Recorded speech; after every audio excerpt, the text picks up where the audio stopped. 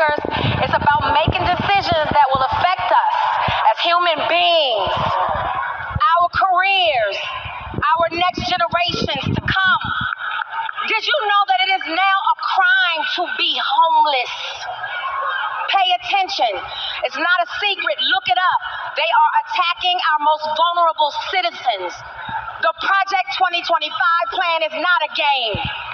Look it up.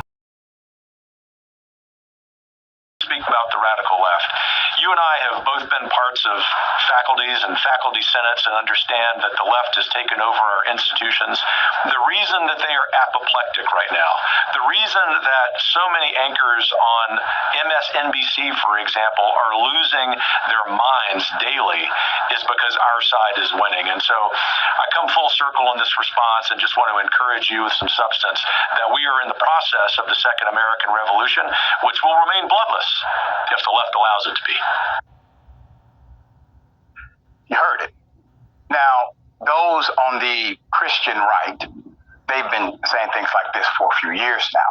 With millions watching and many people benefiting from this program called Indisputable, we just need 1% of the viewers to become a paid member so we can continue to bring this content to you. Now back to the show.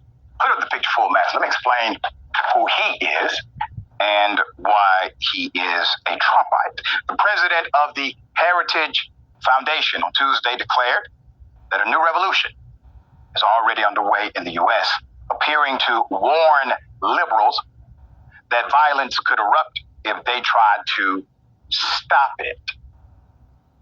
Kevin Roberts, conservative think tank, is behind the highly controversial Project 2025. We'll talk about that. It's a blueprint for the second Donald Trump presidency. Made the comment during an appearance on Real America's Voice, quote, "We are in the process of the second American Revolution, which will remain bloodless if the left allows it to be." Keep that picture up. I want to remind everyone that during January 6th, terrorist attack that took place, this was Donald Trump letting the world know, and letting people like him know, that he's ready to go all out, everything on the table. He will excite his base to violence, and that's what he did.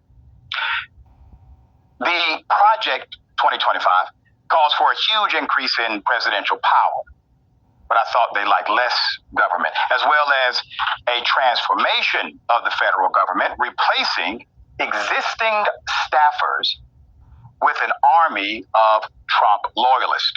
Roberts has previously said he sees his organization's role as, quote, institutionalizing Trumpism, whatever the hell that means.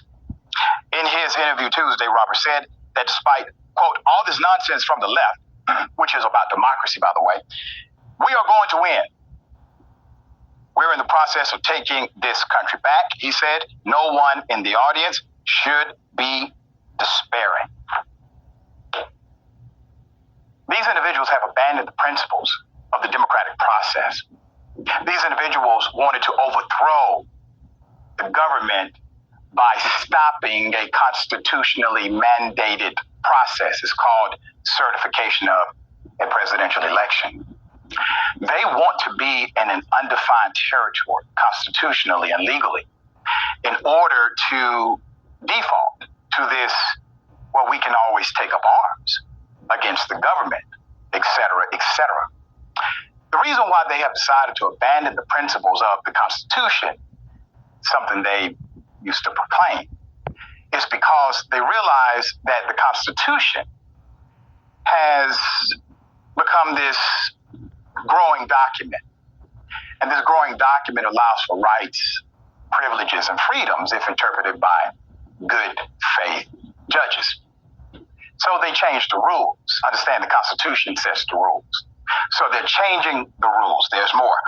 He also opined on the U.S. Supreme Court's decision, a ruling granting president's immunity for official acts He said it is vital, mentioning Alexander Hamilton's view of the importance of a, quote, vigorous executive. Roberts then turned his attention to the radical left, as he called it. Talk of bloodshed has been a disturbing theme running through conservative rhetoric during this election cycle. Trump sparked controversy in May, predicting a, quote, bloodbath for the country if he did not win in November. Later saying he was only referring to the auto industry. The Republican National Committee launched a Biden bloodbath website the following month amid the unusually high interest in the word. So in April, Trump was posed the question if he thought there would be political violence if he loses in November. Now, before I continue that, understand the questions have now changed.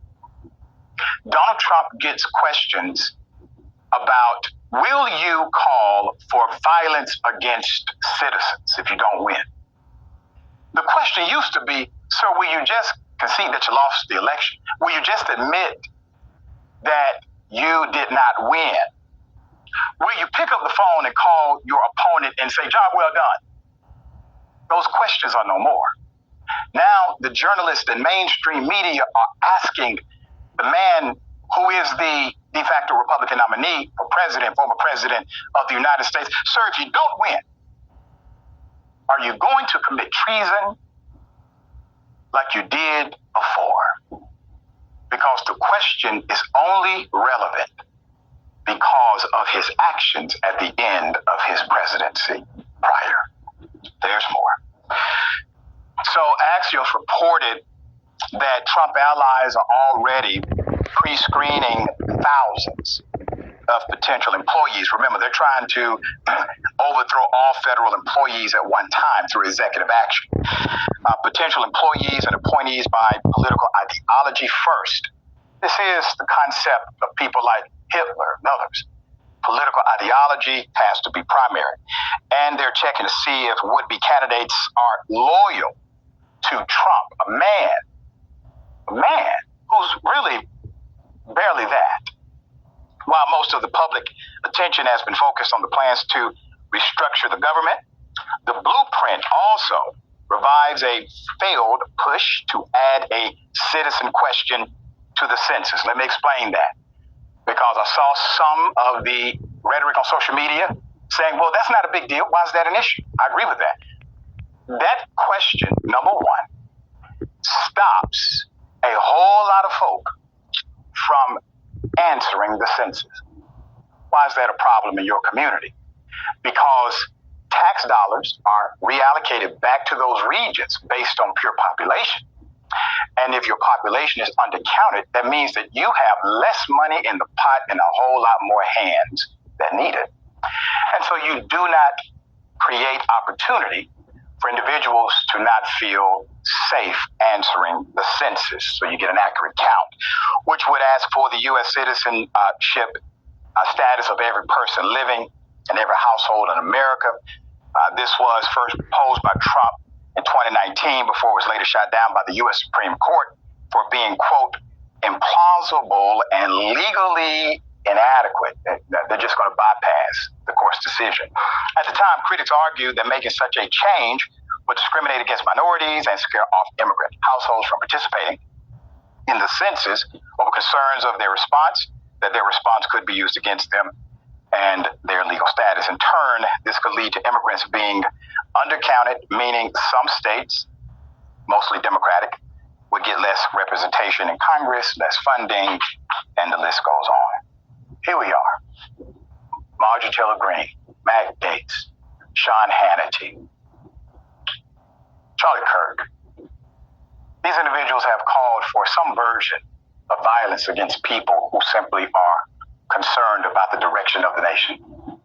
You see, their patriotism is not love for country, it is love for Trump. And Trump is a proxy, a representation of the white, male-dominated power dynamic. That's it. Nothing else. All right, Waz, thoughts here.